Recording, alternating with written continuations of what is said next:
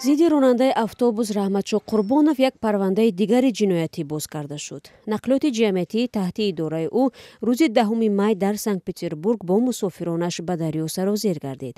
Ба иттилои кумитаи тафтишотӣ, Қурбоновро дар баробари он ки ба марги 7 нафар айбдор мешавад, ба ғайриқонунӣ сабти ном кардани шаҳрвандони хориҷӣ муттаҳам мекунанд. додгоҳи ноҳияи Октябри шаҳри Санкт-Петербург ин зодаи 44-солаи Тоҷикистонро ки шаҳрванди Русия аст, то 9 июл ба ҳабси пешакӣ гирифт. бино ба фарзияи тафтишот, ӯ як соли пеш бар ивази маблағ 10 муҳоҷирро дар манзили истиқоматиаш сабти номи тақаллубӣ кардааст.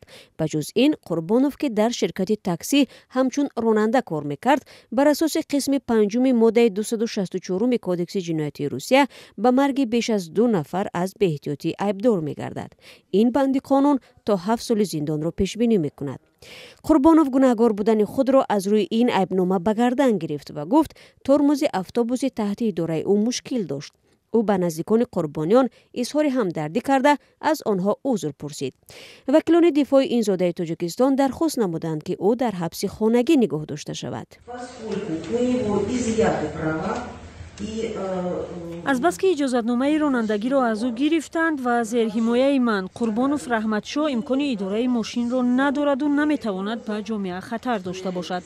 ҳамчунин таъкид мекунам ки Қурбонов ба муддати дароз шаҳрванди Русия аст, ӯҳдадории ҳарбӣ дорад ва доғи судӣ надоштааст.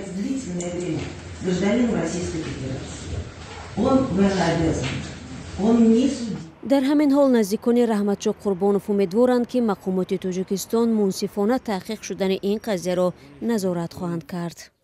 воқеае ки дар Федератсияи Русия рух дод, аҳли оилаи моро ғамгин кард ва ба он шахсоне ки наздиконашонро аз даст доданд изҳори таsalliят мегӯям ва аз мақомоти Тоҷикистон эҳтиромона хоҳиш мекунам ки бетаваҷҷӯҳ набошанд. аз прокуратураи генералии ҷумҳурии Тоҷикистон ва аз ниҳодҳои дахлдор эҳтиромона хоҳиш мекунам ки зери таваҷҷӯҳи худ бигиранд, чун бародари мо ҷинояткор набуд. ин фалокат аст.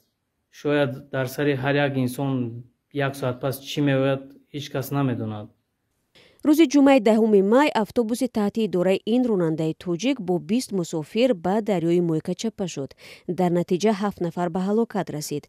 ба нақли ҳамсари Қурбонов, як рӯз пеш аз ин ҳодиса шавҳараш 20 соат кор карда буд, аммо раҳбараш баъди 5 соати истироҳат ба ӯ амр дод ки ба кор барояд.